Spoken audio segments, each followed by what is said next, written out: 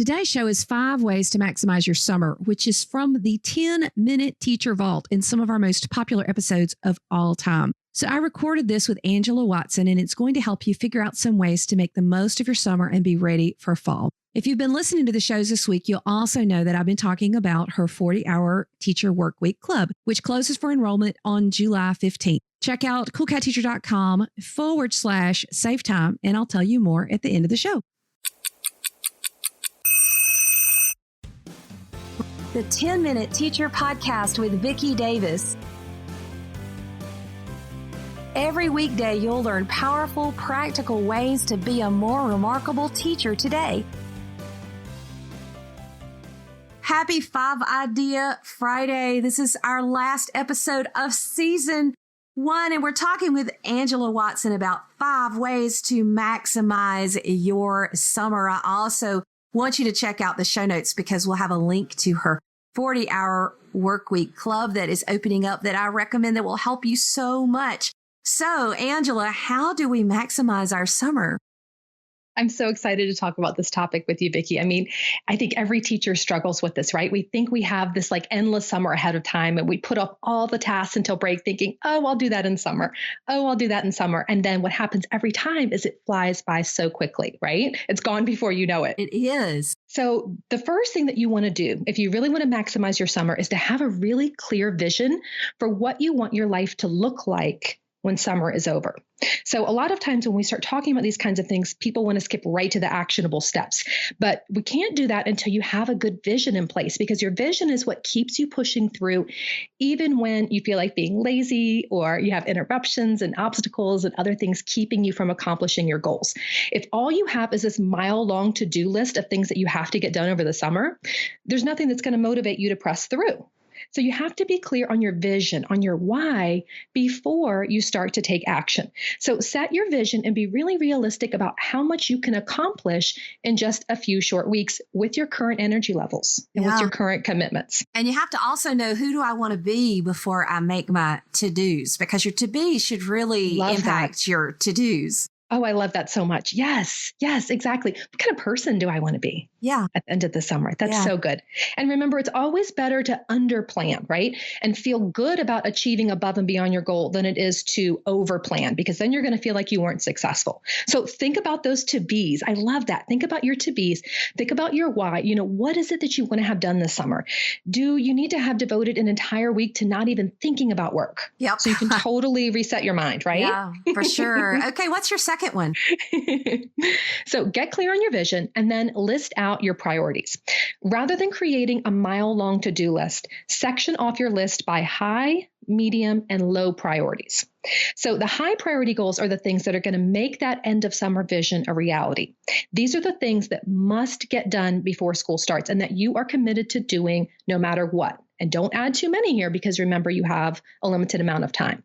So get those high priority things on your list first, and then add in other things that you have planned or that you would like to do in the lower priority sections. So medium priority items are the things that you want to get done before school starts, and low priority things are the things that you would like to get done if you have time. And then you can keep adding to that list whenever you think of new things throughout the summer. And that includes family time, rest, relaxation, if there's a book you've been wanting to read, anything that is important to you, not just work-related tasks, because we all know if we don't write it down and schedule it, it's not going to get done. So if it's important to you, if you want to have that experience, that fun experience or that family time this summer, write it down on your priority list. For sure. And I even go on some days and say, I am on a vacation at home today, even if I'm not traveling, like no appointments, no nothing. Okay, what's our third? Love it. So once you have your priorities listed out, then you're going to write the non-negotiable dates on your calendar. And that way you can see your busy times at a glance. So any trips or appointments or any kind of set in stone event should be written on a calendar. And that's going to prevent you from realizing on the last day of summer break that you never got around to something that was very important. It's also going to keep you from being overwhelmed because you scheduled too many time-consuming tasks too close together. So the calendar will help with those things, and it will help you ensure that you have that time for rest and relaxation in between your most demanding productive days. You want to be able to see it all at a glance. What are my big commitments this summer? When am I going to be out of town? What's going on? So you have that big picture. And when do I need to cancel things, which is my problem? Okay, what's our fourth? So once you have that done, you're going to choose a theme or a focus for each week of summer. And that's going to be based on your highest summer priorities. So if you know that you're taking a trip to visit extended family, let's say July 12th to 15th, why not just take that whole week off? Why not just make that a family time where that's just your focus for the whole week? You're taking a true break from work and errands and all that kind of stuff. And just enjoy your time with family. Just enjoy your summer that week. Similarly, if you have a doctor's appointment, let's say there's a doctor's appointment on July 27th and you have the garage door replacement scheduled for July 28th, why not make that your focus for the week? Just do all your appointments and repairs that week.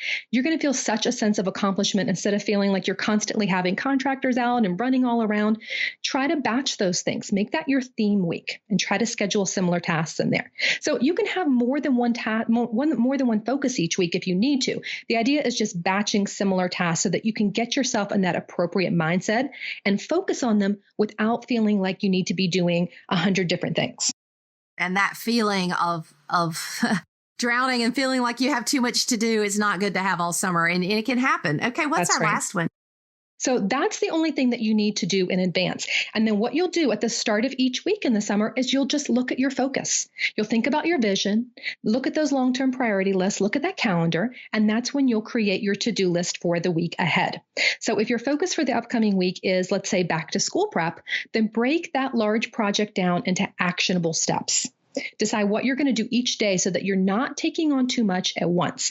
Write those tasks in your to-do list for the week ahead. That way they're scheduled into specific slots. Monday, I'm going to do this. Tuesday, this. Wednesday, this.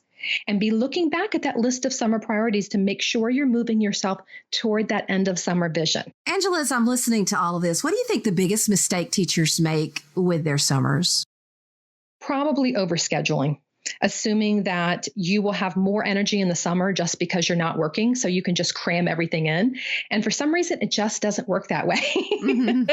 You have to leave margin so that you don't get stressed out when the unexpected happens. Because just like we have things crop up during the school year that throw us off schedule, the same thing is going to happen in the summer. So we don't want to have too much planned. We want to have that margin, that little bit of buffer time in there so that when the unexpected does come up, we can handle it and it doesn't completely throw us off track. Yes. And, I think that for me in the summers, I'm healing in some ways. I mean, we don't tell people who have a baby, I hope you enjoyed your vacation. They're not taking a vacation, they're healing. And we just had a school year, Mm-hmm, and to me, having a school year is as difficult as having a baby, I mean, it's hard and we've accomplished a lot, but we have to heal or else we just won't be able to make it in the fall, Yes, Vicki, that is so good. You had a school year. You need to have time to rest and heal from that. I love that. So teachers, I just hope that you get so much out of your summer. You've gotten so many great ideas and I'm sitting here just taking notes of, I need to do that. I need to do that. I need to do this. And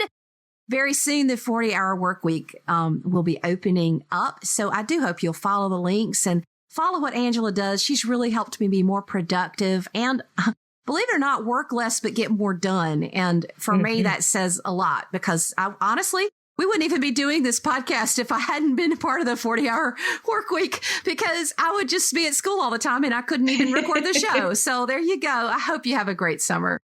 Hey, so if you like what you heard today, check out a free summer planning guide from our guest today, Angela Watson, at coolcatteacher.com/real.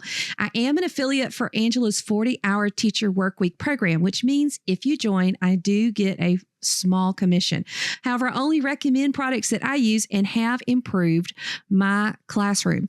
And I'm going to tell you, Angela Watson's 40-hour workweek club has been probably the best professional development I've ever been through for teacher productivity and efficiency. That's why I like to tell you about it, because it can make your teaching career better and more time for your family and other things in your classroom. So check it out at coolcatteacher.com/save time. Thank you for listening to the 10-Minute Teacher Podcast. You can download the show notes and see the archive at coolcatteacher.com/podcast. Never stop learning.